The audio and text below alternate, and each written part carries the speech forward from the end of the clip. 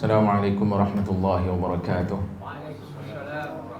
Innal hamdalillah nahmaduhu wa nasta'inuhu wa nastaghfiruh wa na'udzu billahi min shururi anfusina wa min sayyiati a'malina. Man yahdihillahu fala mudilla lahu wa man yudlil fala hadiya lahu. Ashhadu an la ilaha illallah wahdahu la sharika lahu wa ashhadu anna Muhammadan 'abduhu wa rasuluh. Allahumma salli wa sallim wa barik ala Muhammad wa ala alihi wa ashabihi wa man tabi'ahum bi ihsanin ila yaumiddin, amma ba'd. Hadirin hadirat yang dirahmati Allah sekalian, alhamdulillah, bersyukur kita kepada Allah Jalla wa Ala kerana dengan limpah dan kurnianya pada malam ini kita dapat menyambung semula pengajian daripada kitab Mukhtasar Jami' al-Ulum wal-Hikam, yang mana kuliah kita pada malam ini kita akan sambung pada al-hadith at-tasi' wa thalathun, hadis yang ke-39. Ya, baik. قال المصنف رحمه الله: الحديث التاسع والثلاثون عن ابن عباس رضي الله عنهما أن رسول الله صلى الله عليه وسلم قال: إن الله تجاوز لي عن أمتي الخطأ والنسيان وما استكرهوا عليه. حديث حسن رواه ابن ماجه والبيهقي وغيرهما. طيب, hadis ini adalah hadis yang diriwayatkan oleh Ibn Abbas, yakni Abdullah Ibn Abbas radhiyallahu anhuma, anna Rasulullah sallallahu alaihi wasallam qala, bahwasanya baginda sallallahu alaihi wasallam bersabda: Inna Allaha tajawaza li an ummati al-khata'a wan nisyan. Sesungguhnya Allah memaafkan untukku dari umatku kesalahan, kelupaan, wa mastukrihu alaih, dan dosa yang mereka dipaksa melakukannya. Hadithun hasan, hadis ini adalah hadis yang hasan, diriwayatkan oleh Ibn Majah, Al-Baihaqi dan lainnya. Baik.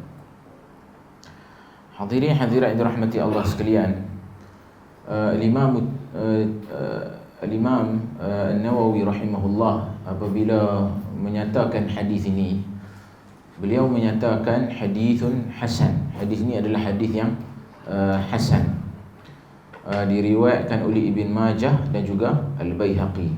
Al-Hafiz Ibn Rajab dalam Jami' al-Ulum wal-Hikam, dia kata: هذا الحديث خرجه ابن ماجه من طريق الأوزاعي عن عطاء عن ابن عباس عن النبي صلى الله عليه وسلم. Hadis ini diriwayatkan oleh Ibn Majah daripada tariq al-Auza'i, daripada Ata', daripada Abdullah ibn Abbas, daripada Nabi sallallahu alaihi wasallam. Kemudian dia kata, wa hadha isnadu sahihun fi zahiril amr. Dia kata hadis ni pada zahir sanadnya sahih, pada zahir sanad. Warwatuhu kulluhum muhtajjun bihim. Dia kata semua perawi-perawi dia kesemuanya boleh dijadikan hujjah lah fi sahihain. Maknanya perawi-perawi hadis tu adalah perawi-perawi yang perawi-perawi yang ada dalam sahihain, yakni perawi-perawi yang meriwayatkan hadis dalam Sahih Bukhari dan juga Sahih Muslim. Sebab itu kata dia, Al-Imam Al-Hakim bila riwayatkan hadis ni, dia kata sahihun ala syartihima. Hadis ni adalah hadis yang sahih di atas syarat Imam Al-Bukhari dan juga syarat Al-Imam Muslim. Kada qala, seperti itulah dia kata, yakni Al-Hakim, walakin lahu illah. Dia kata akan tetapi padanya ada illah. Wa qad ankarahu al-Imam Ahmad jiddan. Dia kata hadis ni telah diingkari, yakni dinilai sebagai munkar oleh al-Imam Ahmad. Dan inilah satu perkara yang mereka yang mengkaji ilmu hadis, yang terlibat dalam ilmu hadis secara terperinci, secara mendalam, mereka akan tahu bahawasanya salah satu cabang yang sukar dalam ilmu hadis ni adalah perbincangan pasal ilal hadis, yakni kecacatan yang tersembunyi yang terdapat dalam sesuatu hadis. Jadi ini satu perkara yang sukar. Sebab itulah kita katakan dalam ulumul hadis dia bukan macam matematik. Maksudnya kita tengok zahir sanad perawi-perawinya thiqah, terus kita kata hadis ni sahih. Sebab tu kita akan, bila kita buat analisa sanad hadis, kita buat takhrij, kita akan jumpa perkataan-perkataan seperti ini, seperti mana yang Al-Hafidh Ibn Rajab sebut, hadis ini sahih pada zahirnya. Mana pada zahirnya sahih, tapi pada hadis ni ada illah. Illah dia antaranya yang disebutkan di sini seperti mana yang Ibn Rajab nukilkan kalam Abu Hatim Ar-Razi. Abu Hatim Ar-Razi ni termasuk di antara nuqad, kita panggil nuqad, ni pengkritik ulama yang mengkritik rijal, perawi-perawi hadis, dan mencari illah-illah yang tersembunyi yang terdapat dalam riwayat hadis. Dia kata lam yasma' al-Auza'i hadha al-haditha min Ata. Dia kata Al-Imam Al-Auza'i yang salah seorang perawi hadis ni, dia tak dengar daripada Ata. Wa innama sami'ahu min rajulin lam yusammih. Sebaliknya dia ambil daripada perawi lain yang dia tidak namakan perawi tersebut. Jadi ini antara salah satu daripada illah yang terdapat dalam hadis ini. Kemudian antara kata-kata yang disebutkan di sini, Abu Hatim pernah kata hadhihi ahadithu munkar ka'annaha mawdu'ah. Dia kata hadis ni hadis yang munkar, bahkan dia menghampiri riwayat yang mawdu', yang direka. Jadi kritikan-kritikan seperti ini kita akan jumpa dalam Jami' al-Ulum al-Hikam apabila Ibn Rajab dia akan bagi komentar terhadap hadis-hadis yang biasanya bila An-Nawawi sebut hadza hadithun hasan, kita akan jumpa kritikan-kritikan seperti ini. Baik. Bila kita jumpa kritikan seperti ini, adakah terus kita akan kata An-Nawawi dalam bab ni dia seorang yang mutasahil, seorang yang mengambil ringan tentang hukum-hukum hadis, jadi dia agak bermudah-mudah dalam bab ni? Ataupun sebenarnya ada jawapan dalam bab ni? Boleh jadi An-Nawawi rahimahullah bila dia menyebut hadza hadithun hasan, hasan di sini, sebab tu kita kena tahu kalamul ulama, perkataan para ulama ni dia merujuk kepada apa? Boleh jadi di sini hasan di sini dia merujuk kepada maksud hadis ini. Mungkin sanadnya bermasalah, tapi dari segi maksud hadis itu maksudnya hasan, maksudnya yang baik, walaupun sanadnya bermasalah. Ataupun dia juga boleh merujuk kepada hadithun hasan, yakni hadis yang mungkin kedaifan yang ada pada sanad tersebut adalah kedaifan yang ringan, kan? Maka dengan ada mutaba'at dan juga syawahid, yakni jalur periwayatan yang lain yang boleh menyokong sesuatu riwayat hadis tersebut. Akan tetapi kita katakan bahawasanya sekiranya kesemua jalur yang menyokong hadis tersebut, sekiranya madarul isnad, maknanya sanad tu berlegar di sekitar individu yang sama, tarik yang sama, maka tidak mungkin ia boleh dinaik taraf, kan, kalau sekiranya dia berlegar pada individu yang sama. Sebab itulah Al-Hafidh Ibn Rajab dia bawa banyak riwayat-riwayat, sama ada sanadnya marfu' ataupun sanadnya mursal, yakni diriwayatkan oleh tabi'in. Dia bawa sanad-sanad riwayat-riwayat tersebut, dan kesemua riwayat-riwayat tersebut pun dia kata bermasalah. Sanad-sanad tersebut bermasalah. Jadi atas dasar itu kita tidaklah katakan bila kesemua sanad-sanad ini bermasalah bermakna kita buang terus hadis ni, tak, kan? Sebab kita tahu bahawasanya sesuatu hadis itu kadang-kala dihukum taif oleh para ulama, akan tetapi dari segi fiqhnya diambil kira, kerana bukan kerana hadis tu, tetapi disokong oleh perkara-perkara yang lain. Antaranya riwayat-riwayat yang sahih, hadis lain yang datang dengan sanad yang sahih, dan juga ayat Al-Quran yang menyokong maksud hadis ini. Lalu dalam hadis ini kita dapati memang ada ayat Al-Quran yang menyebut tentang hal ini. Jadi tidak menjadi masalah lah untuk kita nak mengambil manfaat daripada hadis ini. Baik, hadirin hadirat yang dirahmati Allah sekalian. Berbalik kita kepada hadis ini, sabda Nabi sallallahu alaihi wasallam. Kita tengok dalam kitab ni, sabda Nabi sallallahu alaihi wasallam, "Innallaha tajawaza li an ummati al-khata'a wan nisyan." Sesungguhnya Allah memaafkan untukku dari umatku kesalahan dan juga kelupaan, dan seterusnya. Asumsi lengkapnya adalah sesungguhnya Allah mengangkat untukku kesalahan dari umatku atau meninggalkan hal itu dari mereka. Kerana kata tajawaza, memaafkan, tidak menjadi kata kerja transitif, yakni mutaaddi dengan sendirinya. Dan sabda Nabi sallallahu alaihi wasallam, al-khata'u wan nisyan wa mastukrihu alaih, kesalahan, kelupaan dan dosa yang mereka dipaksa melakukannya. Baik. Hadis ni dia nak cerita bahawasanya Allah Subhanahu wa taala takkan mengambil kira, yakni memaafkan dalam 3 perkara, yakni yang melibatkan khata', salah, nisyan, lupa, dan juga wa mastukrihu, yakni perkara dalam paksaan, kan? Dalam paksaan. Dan dinyatakan di sini mengenai kesalahan dan kelupaan, Al-Quran telah menegaskan bahawa kedua hal tersebut telah pun diampuni. Firman Allah Subhanahu wa taala, "Rabbana la tu'akhidna in nasina aw akhtana." Wahai Tuhan kami, janganlah engkau hukum kami jika kami lupa atau kami salah. Dan mengenai dipaksa, Al-Quran juga telah menegaskan bahawa hal itu juga diampuni. Allah Subhanahu wa taala berfirman, "Man kafara billahi min ba'di imanihi illa man ukriha wa qalbuhu mutmainnun bil iman." Barang siapa yang kafir kepada Allah sesudah dia beriman, yakni dia mendapat kemurkaan Allah, kecuali orang yang dipaksa kafir padahal hatinya tetap tenang dalam beriman, yakni dia tidak berdosa. Baik. So berdasarkan kepada macam saya sebutkan tadi, walaupun mungkin hadis ini pada sanadnya ada masalah, akan tetapi ia didokong oleh ayat Al-Quran.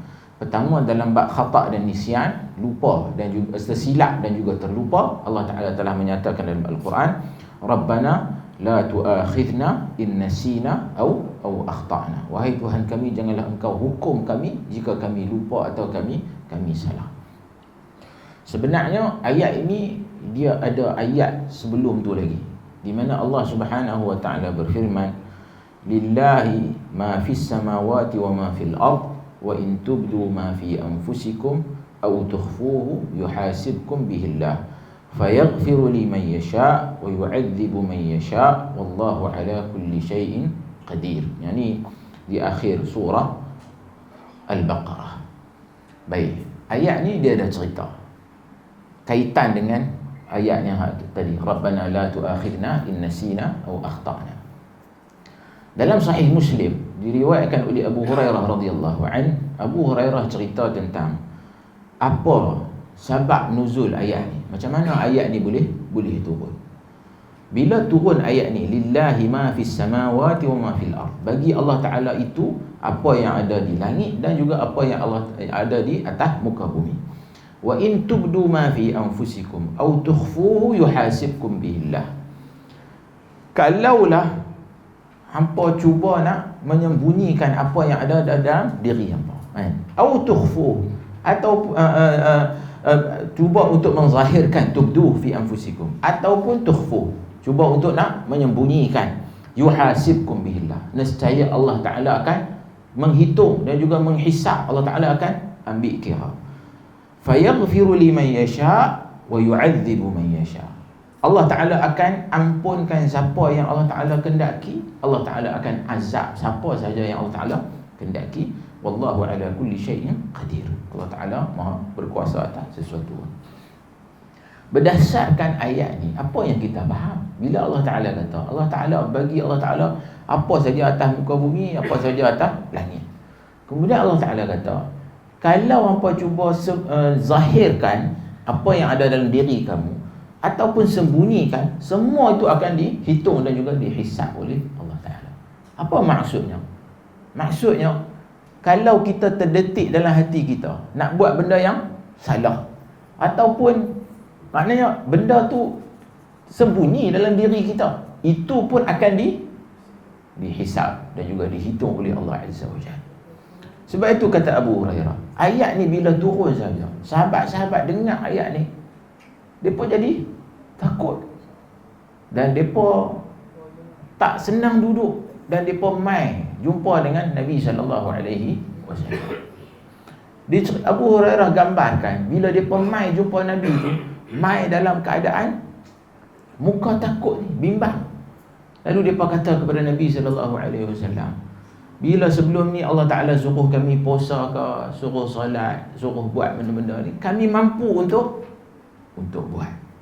Tapi bila mai ayat ni, hak ni kami tak mampu. Pasal satu benda yang sangat sukar, benda yang ada dalam hati ni, lintasan dalam hati adalah hati. Setiap dari kita ni ada masalah ni. Sebaik mana pun kita akan ada masalah ni. Jadi kalau hak dalam ni pun Allah Ta'ala ambil kira juga, jenuh, hak ni kami tak mampu.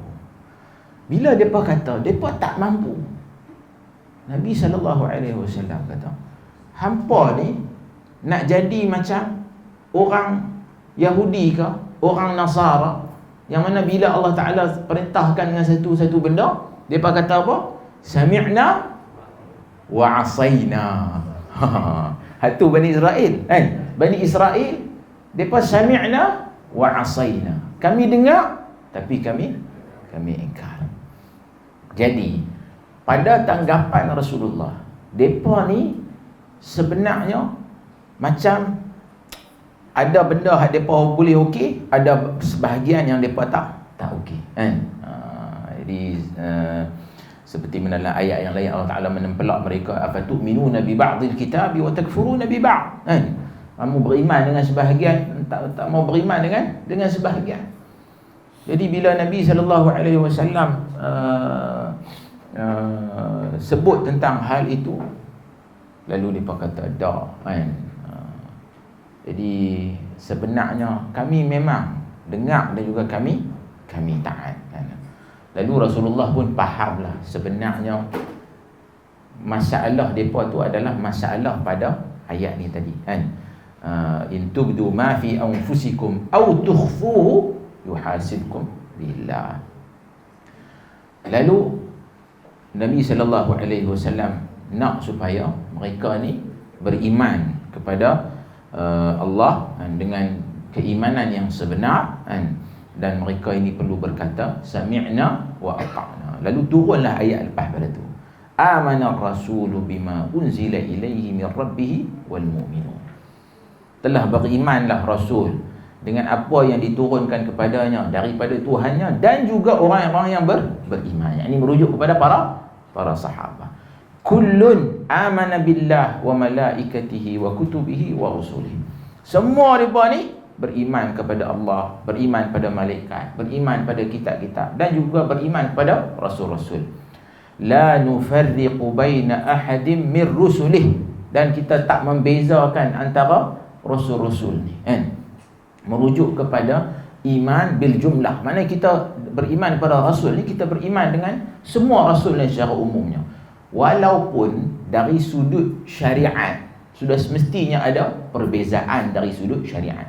Syariat Nabi Muhammad sudah semestinya tak sama dengan syariat yang turun pada Isa, pada Musa alaihi salam. Dan bila turunnya syariat Muhammad, semua tu telah dimansuhkan, dan hanya yang ada yang terpakai adalah syariat Nabi Muhammad sallallahu alaihi wasallam. Pun begitu kita kata la nufarriqu baina ahadim min rusuli. Wa qalu, dan depa kata, Allah Taala rakam balik. Wa qalu sami'na wa ata'na. Kami dengar dan juga kami taat. Ghufranaka rabbana, keampunanmu wahai Tuhan kami. Maknanya kami memohon keampunanmu wahai Tuhan kami. Wa ilaikal masir, dan kepada engkau lah tempat kami kembali. Lalu Allah Ta'ala rakam apa yang berlaku tersebut, dan Allah Ta'ala memuji orang-orang para sahabat ridwanullah alaihim ajma'in di atas pendirian mereka dalam bab beriman kepada Allah Azza wa Jal, dan pendirian mereka dari sudut mereka bila datang saja perintah Allah dan Rasul, mereka akan kata sami'na wa ata'na.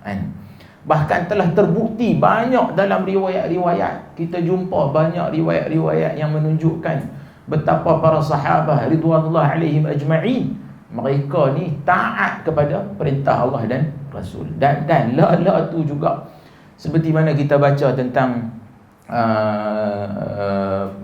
pengharaman arak, begitulah juga pengharaman humur ahliyah, yakni keldai kan, keldai jinak yang dibelah kan, dibawa tunggang, diletak barang kan. Dulu depa makan kan. Bahkan dalam satu sesi peperangan, para sahabat telah pun sembelih dah, masak dalam periuk kan. Tengah duk masak ni, lalu Nabi SAW mai habaq kata, sekarang ni dah tak dibenarkan untuk kita makan dah. Keldai ni tak boleh makan dah. Sahabat kutlah waktu tu, depa dengan lapang ni, perang ni, lapang letih ni. Ni takkan tak boleh kau tim kot kan. Biar kami habis makan dulu, lepas tu kita tak makan dah lah kan. Dok, apa depa buat? Tuang lala tu juga periuk tu, basuh, simpan, taruh, sudah cukup. Pasal apa? Sami'na wa ata'na. Dan kita juga baca hadis bagaimana sahabat Nabi SAW, Nabi tengah solat, dalam solat, dan Nabi pakai kasut, sahabat semua pakai kasut kan. Nabi buang kasut tengah-tengah sembahyang tu, depa duk perhati juga Nabi buang kasut, depa semua buang kasut. Lala tu kotlah lepas sembahyang kau kot boleh jadi ada benda-benda kau dak. Lala tu juga buang kasut. Bagaimana mereka sangat mentaati perintah Allah dan Rasul. Jadi Allah Ta'ala menyebut tentang hal ini, dan Allah Ta'ala rakam yang mana mereka ni qalu sami'na wa ata'na, dan mereka takkan menangguhkan, takkan memberi alasan yang pelbagai.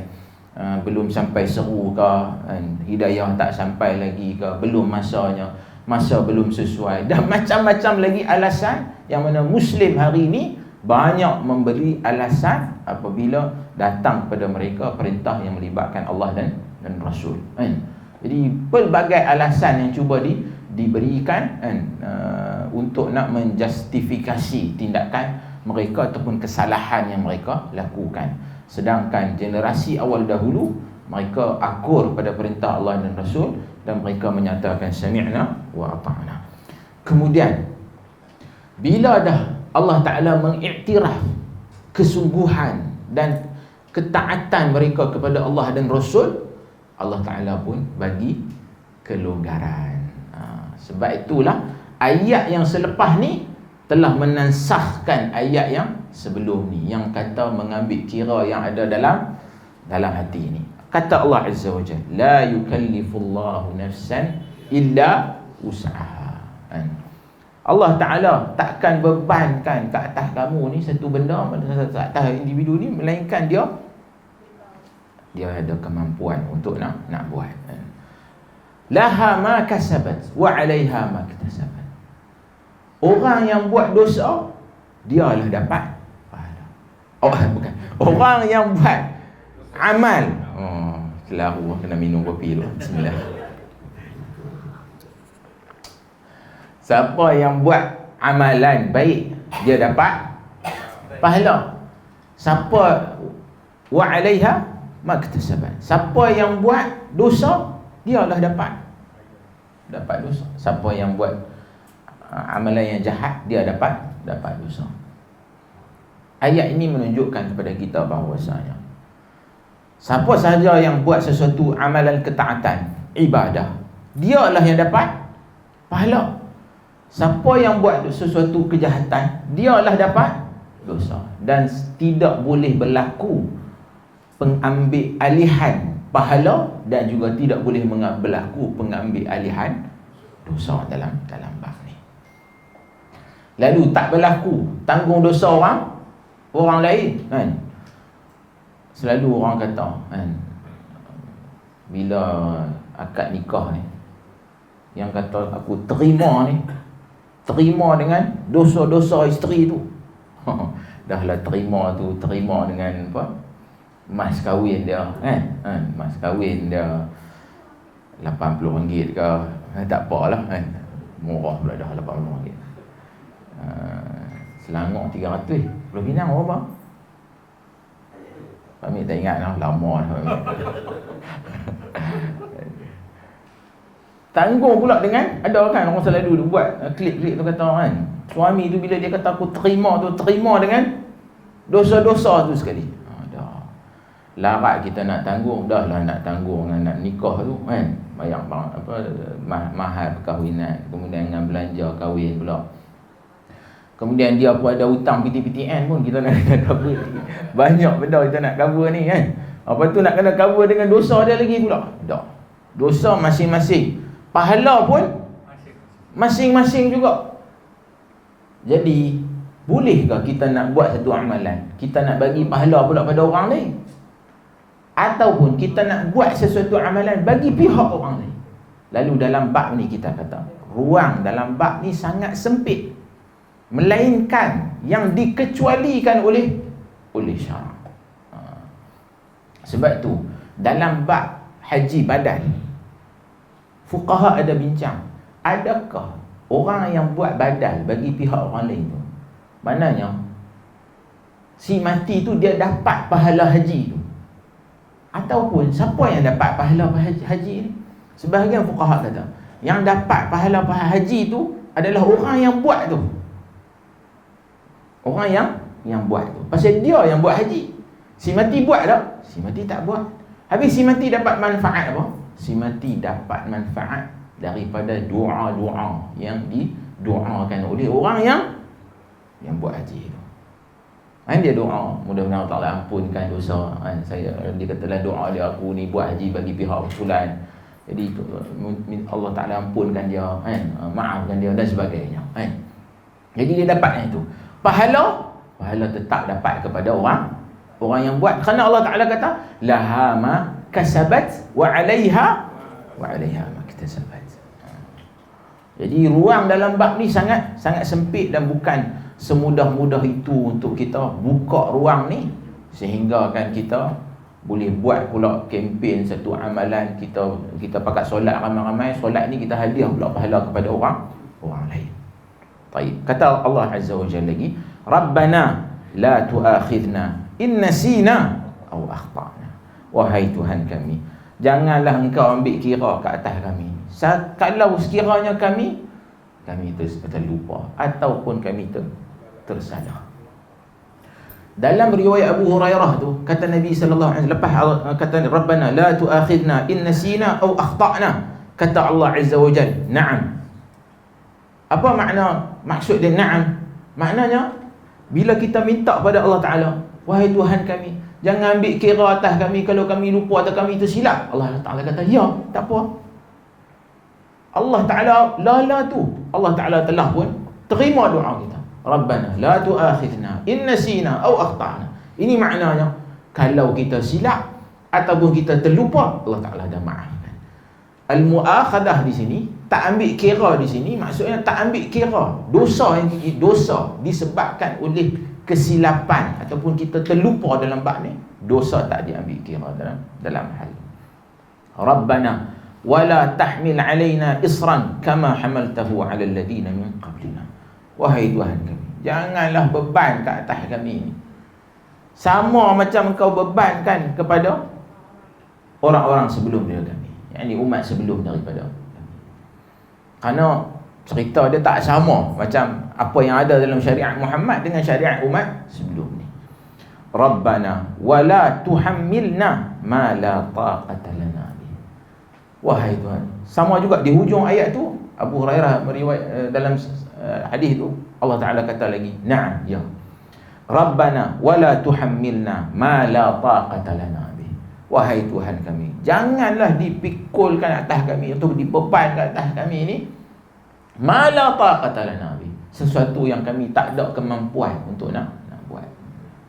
Allah Ta'ala kata lagi, na'am, wa'fu 'anna waghfir lana warhamna. Maafkanlah kami, ampunkanlah kami, dan juga rahmatilah kami. Anta maulana fansurna 'alal qaumil kafirin. Engkaulah maulana, dan berilah pertolongan ke atas kami. Fansurna 'alal qaumil kafirin, bila kami berdepan dengan kaum-kaum kafir. Ayat ini menzahirkan bagaimana luasnya rahmat Allah Subhanahu wa taala kepada hamba-hamba. Dalam soal, bila kita tersalah, bila kita terlupa, Allah Ta'ala telah pun awal-awal lagi telah pun maafkan dosa yang bakal terkena disebabkan oleh kesilapan dan juga lupanya kita dalam bab ni. Dan bila mana kita doa dengan doa ni, Allah Ta'ala tu juga Allah Ta'ala kata na'am, ya. Maknanya Allah Ta'ala terima doa kita tu, dan Allah Ta'ala makbulkan doa kita supaya tidak diambil kira ke atas kita bila kita tersalah dan juga terlupa. Dan inilah keluasan yang ada dalam syariat Allah Subhanahu wa taala ini. Dan dalam hal ini para ulama bila membahaskan dalam bab ni, mereka perbincangan ni dibahagikan kepada dua. Sebab itu Al-Hafidh Ibn Rajab di sini dia kata fasal yang pertama salah dan lupa. So dia bincang bab ni dulu.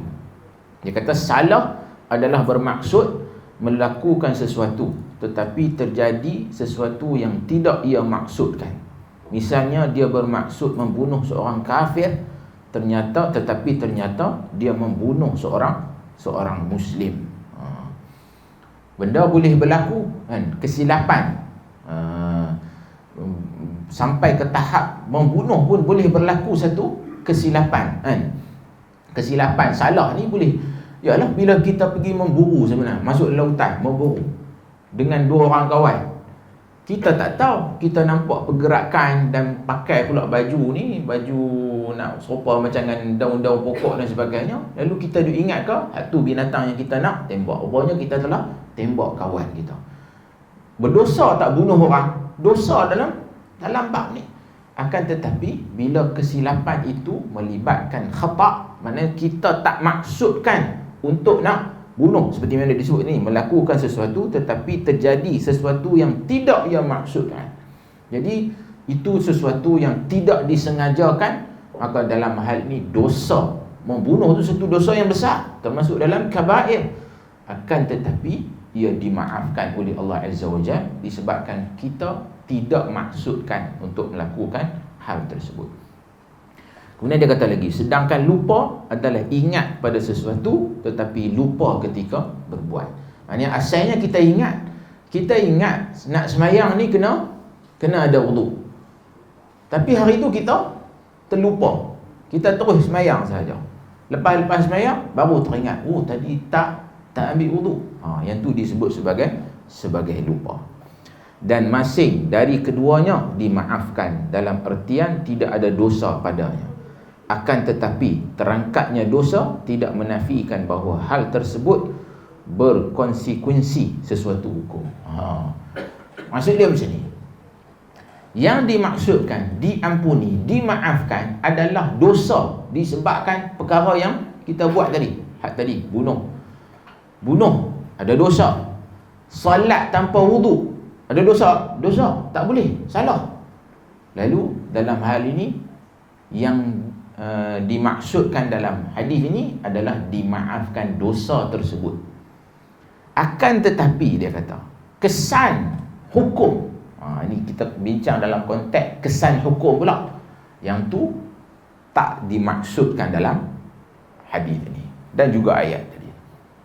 Ini bermakna dalam masalah qatl khata', pembunuhan yang disebabkan oleh yang tak sengaja, sudah semestinya ada perbincangan di kalangan fuqaha, kena diat ataupun tak kena diat. Diat maksudnya pampasan yang diperlukan bayar disebabkan oleh dia bunuh tu bukanlah satu perbuatan pembunuhan yang tak disengajakan. Dia mungkin selamat dari sudut had kan. Pada asalnya kalau bunuh satu orang hukumannya adalah qisas, dia kena dibunuh balas balik. Tapi dalam kes yang melibatkan pembunuhan yang tak disengajakan, maka dalam hal ni dia tetap kena bayar diat. Maknanya kesan dari sudut hukum, pada satu perkara yang dia buat tu, walaupun ia atas dasar lupa ataupun salah, akan tetapi kesan daripada hukum tetap ada. Sama juga dalam kes bila dia salat, terlupa nak ambil wudu, sedap-sedap baru perasan yang solat tadi tak ada wudu, maka apa dia perlu buat? Dia kena salat semula, kan? Salat semula. Bukan kita kata dalam bab ni, dimaafkan, maka tak apa, tak payah solat semula. Sebab itu dalam hal ini, bila kita tengok perbincangan fuqaha, kita akan dapati berlaku perbezaan pandangan yang banyak dalam bab ni. Baik, kita baca dulu. Dia kata, sebagai contoh, orang yang lupa berwudu lalu solat dengan sangkaan bahawa ia dalam keadaan suci, maka dia tidak berdosa kerana itu. Kemudian jika menjadi jelas baginya bahawa dia solat dalam keadaan berhadas, maka dia wajib mengulangi solat tersebut. Dan kalau dia meninggalkan salat kerana lupa, kemudian dia ingat, maka dia wajib mengqadanya, sebagaimana Nabi SAW bersabda, man nama an salatin aw nasiyaha falyusalliha idza dzakaraha la kaffarata laha illa dhalika thumma tala wa aqimis salata li dhikri. Siapa yang tidur dari satu solat, maknanya dia tidur meninggalkan salat disebabkan dia tidur ataupun dia lupa, atau nasiyaha falyusalliha idza dzakaraha, dia hendaklah salat bila mana dia ingat. La kaffarata laha illa dhalika, kan? Kemudian dia kata tidak ada kafarah baginya, kan, kecuali itu. Kemudian beliau membaca ayat, dan dirikanlah salat untuk mengingatku, kan? So dalam hal ini kita akan jumpa banyak perbincangan di kalangan fuqaha dalam bab yang melibatkan lupa dan juga salah ni. Bulan puasa, lupa kata hari ni puasa. Biasanya berlaku aksiden ni, biasanya berlaku pada hari pertama, hari kedua, kan? Pertengahan Ramadan pun aksiden lagi. Banyak. Yang ni macam banyak kali sangat aksiden ni, kan? Tapi biasanya disebabkan kita lupa rutin. Kita ni jenis di bilik tidur kita ada ayak dah duduk tepi tu. Mangkit tidur yang kita akan jenis, benda pertama kita buat, kita minum ayak, kan? Jadi duduk tidur siang hari Ramadan ni, jaga, nampak botol ayak, ambil langgah dulu, langgah. Baru sedar, puasa hari ni, kan?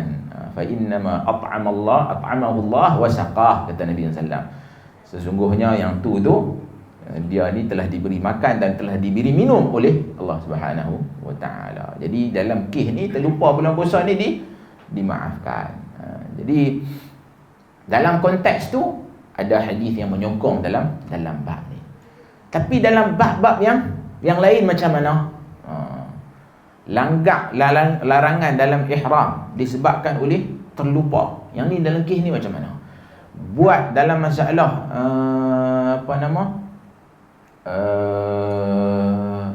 banyak benda dalam salat pun ada perbezaannya. Ada benda yang dia perlu buat, ada benda yang dia perlu ganti balik dan sebagainya. Jadi ada banyak perbincangan fuqaha dalam hal ni. Sebab itulah Al-Hafidh Ibn Rajab dia kata, yang lebih kuat wallahu alam adalah bahawa orang yang lupa dan orang yang salah hanya dimaafkan dalam ertian terangkatnya dosa dari mereka berdua. Kerana dosa itu adalah akibat daripada maksud dan tujuan. Sedangkan orang yang lupa dan orang yang salah sebenarnya tidak bermaksud sedemikian, sehingga tidak ada dosa dalam tanggungan mereka berdua. Sedangkan terangkatnya hukum dari mereka berdua, maka bukan itu yang menjadi maksud dari nas dalil ini. Sehingga untuk tetap atau tidak tetapnya memerlukan kepada dalil yang lain. Apa maksudnya dalam hal ini? So, yang tak diambil kira hanyalah melibatkan dosa. Tapi kesan hukum yang melibatkan apa yang dia buat tu, yang tu cerita lain. Yang tu memerlukan dalil yang lain untuk kita nak menyorong. Sebab tu dalam bab ni kita akan jumpa banyak perbezaan fuqaha, pandangan di kalangan fuqaha dari sudut terlupa dan juga tersalah. Tentang tahu bulan puasa baru ni timbul satu isu, kan, yang DJ pun satu, kan, lagu mana ke, pergi pasang azan. Sebab tu kena beringat dalam bab ni kan. Muadzin ni antara syarat fuqaha tetapkan, muadzin ni kena seorang yang amanah, amin kan. Jadi dia tu sebelum nak azan tu kena pasti betul-betul masuk waktu. Sebab bila dia azan tu ada implikasi hukum. Mana orang puasa orang nak dengar azan. Jadi kalau dia terazan awal, DJ sebab lah ni ada radio yang duk tekan button hak nak azan tak azan tu kat dalam komputer, kat dalam dia punya konti tu, DJ tu lah. Jadi DJ pun kena amin. Walaupun DJ pun celaru macam-macam lah tapi DJ ni dalam bab ni dia kena cari orang yang betul-betul. Jadi dah tersilap pula terawal 10 minit, terawal 15 minit. Haru tuan-tuan. Lepas tu ada perbezaan di kalangan. Sebab tu kita tengok ada perbezaan fatwa. Ada negeri kata tak ada masalah, ada negeri kata tak boleh kan. Muktamad dalam mazhab Syafi'i pun kata dia kena qada balik kan puasa tersebut. Jadi sebab tu saya kata kesalahan yang dimaafkan dalam hal ini adalah kesalahan melibatkan dosa sahaja. Tapi implikasi hukum itu cerita lain. Sebab tu dalam masalah lupa nak sembelih, lupa baca bismillah. Ni korban baru ni semangat. Lepas itu boleh pisau. Ni nak sembelih korban saya ni. Semangat. Duk semangat tu duk fikir mana sembelih. Tak baca bismillah. Lagu mana? Sah atau tak sembelihan tersebut? Sebahagian fuqaha kata sah, sebahagian fuqaha kata tak sah. Tak apalah. Saya bukan nak bincang bab tu, saya nak bincang dari sudut hadis ni yang mana dia kata yang diambil, yang tak diambil kira hanya melibatkan dosa. Akan tetapi implikasi hukum yang cerita lain. Fasal yang kedua, hukum orang yang dipaksa, yakni wa mastukrihu. Dan ini adalah dua macam. Pertama, orang yang tidak memiliki pilihan sama sekali dan tidak memiliki kesanggupan untuk menolak, seperti orang yang diangkut secara paksa lalu dimasukkan ke tempat yang mana dia telah bersumpah untuk tidak memasukinya. Dia kata dia dah bersumpah, aku tak akan jijak kaki dah ke dis ni. Contoh. Lepas tu kawan pergi angkat dah, usung main tak ni. Dia tak rela, dia dipaksa, bahkan dia diangkat, usung pergi letak masuk dalam ni. Dalam bab ni dia masuk dalam hal ini, yakni dia tak ada pilihan sama sekali.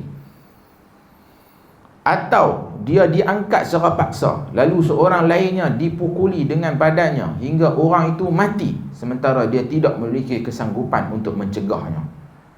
Dia orang angkat dia pergi hempuk atas orang lain yang mana dia tak berniat pun untuk nak menyakiti orang tu. Bila dia angkat pergi hentak atas kawan tu mati.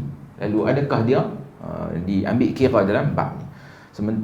Maka yang seperti ini tidak ada dosa atasnya berdasarkan kesepakatan para ulama dan tidak dianggap melanggar sumpah menurut majoriti para ulama. So dalam kes ni dia memang tak ada pilihan langsung. Dia dah bersumpah tak mau masuk tempat ni, tak mau jijak tempat ni. Orang angkat dah pergi masuk dalam tu. Tak diambil kira. Dia juga diangkat pergi hempuk badan dia atas satu orang sampai orang tu mati. Yang ni juga tak diambil kira. Yang kedua, orang yang dipaksa untuk memukul orang atau melakukan sesuatu hingga dia melakukannya, maka perbuatan ini berkaitan dengan taklif, ini beban syariat. Kerana memungkinkan baginya untuk dia tidak melakukan, sehingga dia di sini memiliki pilihan untuk berbuat. Akan tetapi tujuannya bukanlah melakukan perbuatan tersebut, akan tetapi untuk menghindarkan mudarat dari dirinya sendiri. Maka dia memiliki pilihan dari satu sisi tetapi tidak dari sisi yang lain. Dan inilah sebabnya para ulama berbeza pendapat apakah dalam keadaan seperti itu dia mukallaf ataupun tidak. Para ulama sepakat bahawa kalau seseorang dipaksa untuk membunuh seorang yang terjaga darahnya, maka dia tidak boleh membunuhnya, kerana dia membunuhnya berdasarkan pilihannya sendiri untuk melindungi dirinya dari pembunuhan. Orang bagi pistol kat dia, kemudian orang pun jahat tu suruh pistol kat kepala dia, hang bunuh dia. Kalau hang tak bunuh dia, aku bunuh hang. So dalam situasi ini para ulama kata dia ada pilihan. Dia ada beza dengan dalam kes orang Paksa dagang pistol betul, orang tarik jari dia ni, dia bukannya dipaksa, bukan dipaksa, dia dipaksa. Tapi dia bukan dipaksa dari sudut dia ada pilihan, dia tak ada pilihan langsung. So ini dalam kes dia boleh untuk tak bunuh, yang mana akhirnya menyebabkan dia dibunuh.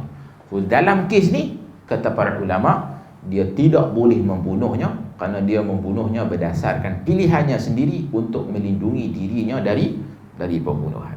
Kalau seandainya seseorang dipaksa untuk minum khamar atau perbuatan haram lainnya, maka dalam bolehnya melakukan kerana paksaan tersebut ada dua pendapat. Tadi dalam kes membunuh, ini dalam masalah dipaksa untuk buat benda yang haram seperti minum arak. Pendapat yang pertama, boleh baginya melakukan itu dengan dalil firman Allah Subhanahu wa taala, wala tukrihu fatayatikum 'alal bigha'i in aradna tahassunan litabtaghu 'aradal hayatid dunya wa man yukrihunna fa innallaha min ba'di ikrahihinna ghafurur rahim. Dan janganlah kalian memaksa hamba sahaya perempuan kalian untuk melakukan pelacuran sedang mereka sendiri menginginkan kesucian, kerana kalian hendak mencari keuntungan kehidupan duniawi. Dan barang siapa memaksa mereka, maka sesungguhnya Allah Maha Pengampun lagi Maha Penyayang kepada mereka setelah mereka dipaksa. Ayat ni dia kaitan dengan Abdullah ibn Ubay ibn Salul. Dia ada dua orang hamba sahaya yang mana dia telah paksa mereka ni untuk berzina. Jadi dalam kes ni, pendapat pertama kata tak ada masalah, kan? Maknanya kalau dah dia dipaksa minum arak, dipaksa berzina, dia termasuk dalam ayat ni, maknanya dimaafkan dosa tersebut, kan? Pendapat yang kedua, taqiyah itu hanya pada ucapan dan tidak boleh ada taqiyah dalam perbuatan. Jadi pandangan yang kedua ni kata, kalau sekiranya melibatkan perkataan, kita dipaksa untuk kata yang kita ni tidak beriman umpamanya, kan? Maknanya kita dipaksa untuk sebut satu benda yang kita tak maksudkan hal tersebut dari sudut ucapan. Dia kata dari segi ucapan yang ni dibolehkan. Adapun dari segi perbuatan macam mana? Yang tadi lah, paksa minum arak ataupun paksa berzina, yang tu dia tak boleh. Berdasarkan ini, maka kalau orang yang bersangkutan meminum khamar atau mencuri secara terpaksa, maka dia harus dikenakan hukuman had. Ini pandangan yang kedua. Maknanya kalau sekiranya dia dipaksa minum arak, maka dia dikira kesalahan tu tetap ada dan dia akan dikenakan had. Sedangkan dipaksa untuk berkata, maka para ulama sepakat tentang bolehnya hal tersebut, dan bahawasanya orang yang dipaksa untuk mengatakan sesuatu yang haram dengan paksaan yang dianggap serius, maka boleh baginya untuk melindungi dirinya dengan hal itu dan tidak ada dosa baginya. Ini berdasarkan firman Allah Subhanahu wa taala, illa man ukriha wa qalbuhu mutmainnun bil iman, kecuali orang yang dipaksa, yakni dipaksa untuk kafir padahal hatinya tetap tenang dalam beriman. Baik, seterusnya, sedangkan paksaan dengan alasan yang benar, maka itu bukanlah penghalang untuk tidak melakukan perbuatan yang dipaksakan tersebut. Sebagai contoh, kalau seorang kafir harbi dipaksa untuk masuk Islam, lalu dia pun masuk Islam, maka keislamannya sah. Begitu pula kalau hakim memaksa seseorang untuk menjual harta bendanya untuk membayar hutangnya. So yang tadi ni dipaksa dalam keadaan dia bukan, maknanya dalam perkara yang salah. Minum arak, berzina, itu benda yang salah. Tapi kalau dipaksa dengan alasan yang benar, kan, dengan dalam hal yang benar, umpamanya seorang kafir harbi dipaksa untuk masuk Islam, walaupun pada asasnya memang kita tak boleh paksa orang untuk masuk Islam. Tapi kalau dia masuk Islam, dia apa hukum Islam dia tu? Islam dia adalah sah, kan? Jadi seperti mana kisah yang kan dalam perang, yang sahabat nak tetap kawan tu, kan, kawan tu dia mengucap kata dia beriman, sahabat tu tetap bunuh dia. Lalu Nabi tegur dia, adakah engkau telah membelah dada dia? Menunjukkan pada zahirnya kita kena terima yang dia ni telah pun beriman. Samalah juga dalam kes hakim paksa satu orang jual harta benda dia. Sebab pada dasarnya memang tak boleh paksa orang untuk nak jual ataupun paksa orang untuk nak beli, kan? Dan fuqaha pun ada bincang lah dalam bab ni, adakah transaksi itu jual beli itu sah dan sebagainya kan. Akan tetapi dalam kes yang melibatkan orang yang dia berhutang, menanggung hutang yang banyak, dan bila dah kes tu dibawa ke mahkamah, ada perbicaraan dan sebagainya, jadi hakim boleh paksa dia untuk nak jual harta benda dia bagi nak bayar hutang-hutang tersebut. Baik. Jadi kesimpulan daripada hadis ni, dia melibatkan tentang bagaimana rahmat Allah Subhanahu Wa Taala terhadap umat baginda sallallahu alaihi wasallam dalam masalah bila kita terlupa ataupun tersilap ataupun kita dipaksa, kesemuanya secara sepakat di kalangan para ulama dimaafkan dari sudut dosanya. Maksudnya dosa atas kesalahan tersebut dimaafkan. Adapun kesan daripada perbuatan tersebut ataupun tindak tanduk yang salah ataupun terlupa ataupun dipaksa tersebut, di situ ada perbincangan yang detail di kalangan para fuqaha dan ada babnya lah dalam kitab-kitab fiqh. Jadi itu adalah masalah yang lain. Adapun yang dibincangkan dalam hadis ni adalah melibatkan diampunkan dosa. Wallahu a'lam. Dan insya-Allah pada kuliah yang akan datang kita akan sambung pula hadis yang ke-40, iaitu hadis tentang kun fid dunya ka'annaka gharibun aw 'abiri sabil. Ini insya-Allah kita akan bincang pada kuliah yang akan datang. Penghujung dah ni, tak lama dah kita nak habis kita ni insya-Allah. Jadi saya ingat kita berhenti dekat itu dulu. Ada kuliah lain lepas hari ni. Allahumma ja'alna minal ladzina yastami'una al-qawla fayattabi'una ahsanah. Aqulu qawli hadha wa astaghfirullah li wa lakum. Wassalamu alaikum warahmatullahi wabarakatuh. Subhanallah.